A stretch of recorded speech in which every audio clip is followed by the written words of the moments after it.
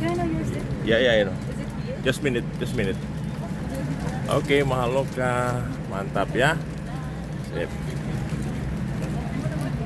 Oke.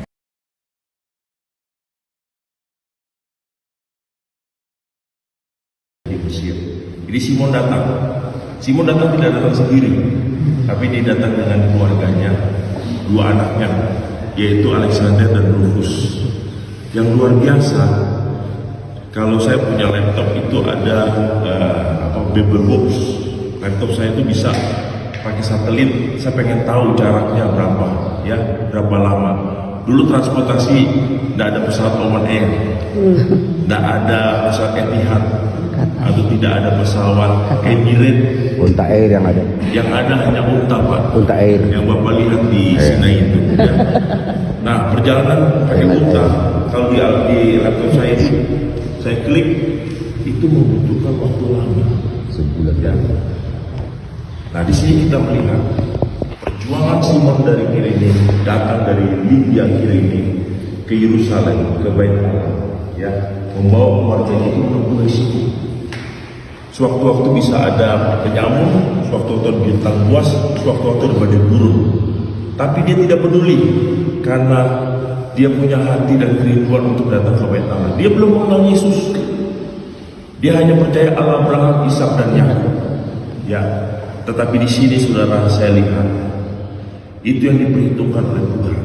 Seperti dalam 1 Korintus 15 ayat 8, bahwa jerih payahmu dengan Tuhan tidak akan sia-sia. Saudara juga datang ke Holy Land ini meninggalkan pekerjaan yang penting, meninggalkan keluarga, meninggalkan segalanya untuk ada di sini. Itu juga satu bukti bahwa saudara punya kerinduan untuk berjumpa dengan Tuhan. Bukan hanya berjumpa dengan Safi, ya, atau berjumpa dengan yang lain, tapi dengan Tuhan. Ya, oleh sebab itu, saudara, ini yang pertama, bahwa Simon punya kerinduan yang luar biasa. Nah, saudara juga punya kerinduan yang luar biasa datang sini. Yang kedua, ketika Yesus disalibkan, ya, dia disalibkan sebelumnya dia disiksa selama 3 hari. Nanti Safi akan bawa kita ke gereja Kaliganti, di mana Yesus disiksa, dianiaya, diperlakukan tidak manusiawi, ya. Dan akhirnya sudah pikul salib. Mulai dari sini nanti, ya, dia pikul salib. Dan Yesus jatuh berkali-kali. Tapi saudara berpikir, kira-kira Yesus bisa nggak bilang begini, salib, jalan aja dulu kamu ke Golgota, bisa nggak? Bisa nggak? Bisa. Orang mati sudah 4 hari saja. Yesus cuma bilang, Lazarus bangkit, saudara. Untuk dia cuma bilang Lazarus, cuma bilang, hai orang mati bangkit semua bangkit. Ya, zombie, pada zombie semua. Ya, dia cuma sebut Lazarus. Murid-muridnya takut di Danau Galilea. Nanti kita ke Danau Galilea. Guru-guru bangun. Yesus cuma bilang berdiri, hai angin, diam. Tidak usah pakai ayam goreng, tidak usah pakai nasi goreng, tidak usah pakai macam-macam, cuma diam. Yesus berkuasa. Jadi kalau dibilang salib, pergi aja dulu kamu bisa nggak? Bisa.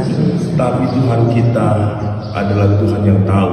Ada pribadi yang rindu, yang belum mengenal Yesus, yaitu yaitu Simon dan Kirene. Dikatakan di sini, pada waktu lewat seorang bernama Simon, orang itu Kirene dan Rufus yang baru datang luar kota. Orang itu mereka paksa untuk salib. Jadi Simon tidak rela. Ketika nanti kita lihat di stasi berapa itu, 5 jatuh, Simon itu nggak rela. Dia nggak tahu siapa itu Yesus Kristus. Tapi kalau saya katakan, kalau dia tidak pikul salib, dia orang yang paling rugi sedunia. Karena ketika dia pikul salib, dia tahu siapa itu Yesus Kristus. Ya, itu yang kedua, dipaksa, ya, untuk pikul salib. Yang ketiga, Simon karena dia tinggal di Libya, di Kirene, dia tidak langsung pulang. Tapi waktu peristiwa Pentakosta, murid-murid Tuhan, Yesus bilang apa? Kamu berdiam di Yerusalem sampai menunggu janji Bapa. Dikatakan di dalam Kisah Rasul 2, orang-orang saleh berdoa. Di situ disebutkan, ya, di dalam Kisah Pasal 2, ya, kalau saya buka saudara-saudara seperti ini, ya, bunyinya. Kisah Rasul 2 dikatakan begini, saudara. begini dikatakan, ya, bagaimana mungkin kita masing-masing mendengar mereka berkata-kata dalam bahasa kita sendiri, yaitu bahasa orang yang dipakai di negeri kita. Kita orang Partia, Media, Elam, penduduk Mesopotamia, Yudea, Kapadokia,